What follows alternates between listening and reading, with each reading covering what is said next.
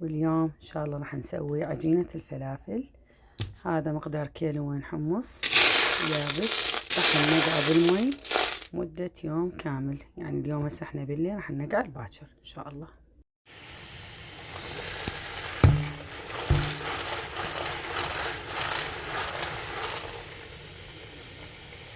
هلا حبايبي، هاي الحمص منقعناه من الليل وهذا النتيجة النهائية. هسه أصفيه من المي حتى أثرمه بالخلاط. عندنا هنا بصل أخضر كمية باكتين، راسين بصل أبيض، واحد أو نصه بعد التنظيف، الكراث الكبير هذا الكراث الموجود بالسوق، راس ثوم، عندنا كاسة مي نحتاج همينة، وكزبرة 3 باقات كزبرة صغيرة، إذا كبار باقتين، بس يعني الحجم الصغير 3 على الكيلوين الحمص الموجودات واللي نقعناهم، وراح تصير عندنا عجينة الفلافل كاملة. قطعتهم قطع هيجي حتى نقدر الماكينة تثرمهم. هاي مقطعتها قطع كبار. هسه اجي اخذ حمص، خلي حمص، بعدين اخلي من كل شي،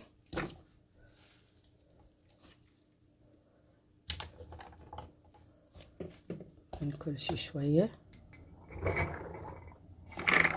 حتى نخلطه. نكمل.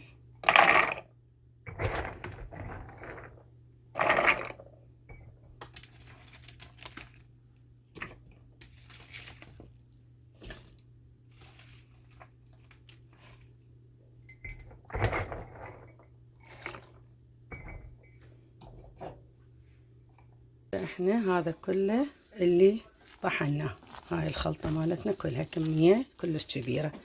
هسه اخذ من هاي الكمية على مود ابهرها واقليها اليوم اللي عندي، وبعدين اللي يبقى راح اخليه باكياس صغيرة واخليه بالفريز عند الحاجة، بس بدون بهارات. طبعا انا ضفت قلاصين مي مو قلاص واحد عند الحاجة، يعني لان مرات ينشف الحمص فلازم مي. هاي الكمية اللي هسه راح ابهرها بعدين، هاي ابهرها واقليها. هاي مقدار كيلوين، هاي الكمية عندي هسه اني مقدار كيلوين لو اريد اوزنها. وهاي راح اخليها باكياس حسب رغبتي، ايش قد اريد اخلي كمية، نص كيلو، كيلو، كمية كبيرة ابقيها اقسمها 3 وجبات، اقسمها 4 وجبات حسب ما اني احتاجها، وبدون بهارات، تتجمد بدون بهارات. وهاي اللي راح اقليها اليوم او باكر، عندي مجال 3 ايام تبقى بالثلاجة العجينة. ابهرها واجهزها للقلي والف عافية. هاي الكمية اللي طلعت لي، هاي هسه اتبلها حتى اقليها، وهاي 3 حتى افرزهن شو وقت ما احتاج، بس قلنا بدون بهارات. هنا راح نبهرها تبقى عندنا 3 ايام بالثلاجة مبهرة ونقلي من عندها. مقدار كيلوين، يجيكم تصوير البهارات وياها. هسه عندنا بهارات الفلافل، ملعقة كبيرة من الكمون.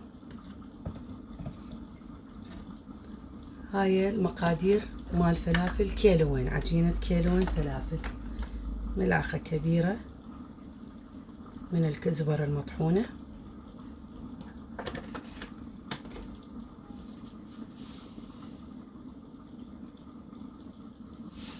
ملعقة كبيرة أو ملعقة ونص من الملح،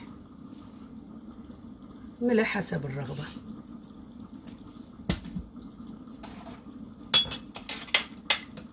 بيكنج باودر ملعقة شاي، بيكربونات الصوديوم ملعقة شاي،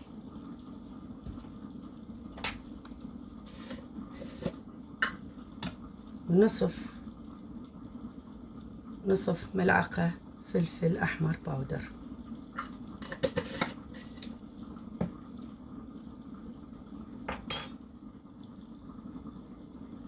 وهسه نخلط البهارات ويا عجينتنا. هاي عجينتنا كاملة اللي بيها الكزبرة والثوم والبصل الأخضر والبصل الأبيض والخلاط. ونجي هسه نخلي هاي الكمون وهاي الكزبرة وهذا الملح والفلفل الأحمر والبيكنج باودر وبيكربونات الصوديوم.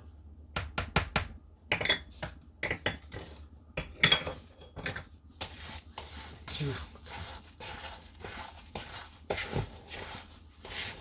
الملح حسب الرغبة، وإذا البيكنج باودر تحتاج بعد همينة تقدرين تزيدين بيكنج باودر أو بيكربونات الصوديوم، لازم اثنيناتهم حتى تضبط الفلافل.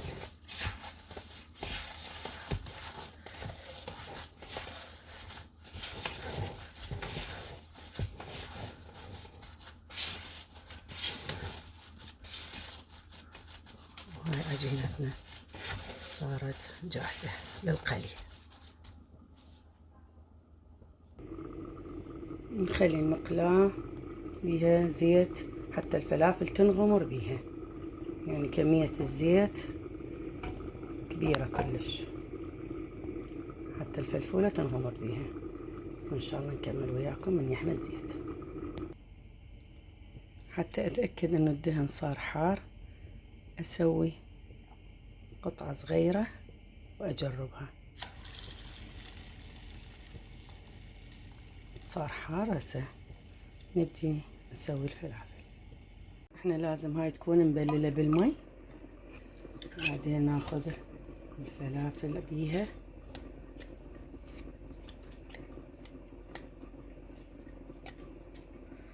وعلى كيفنا ننزلها بالدهن. نقدر نشيل بيها اثنين ما دامها رطبة بعدها.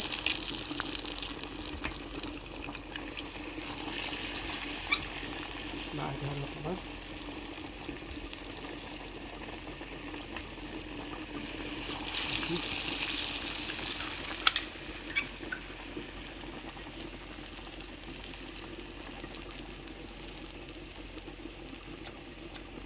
ونظل نكرر هاي العملية إلى أن نخلص.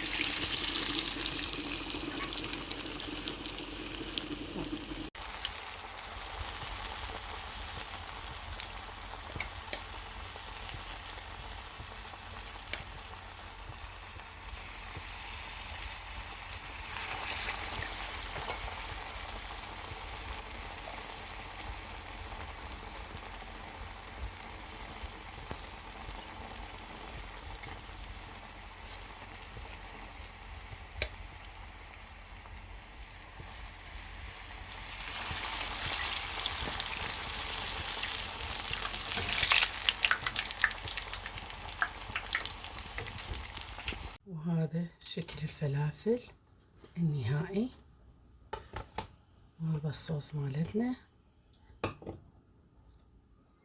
وهسه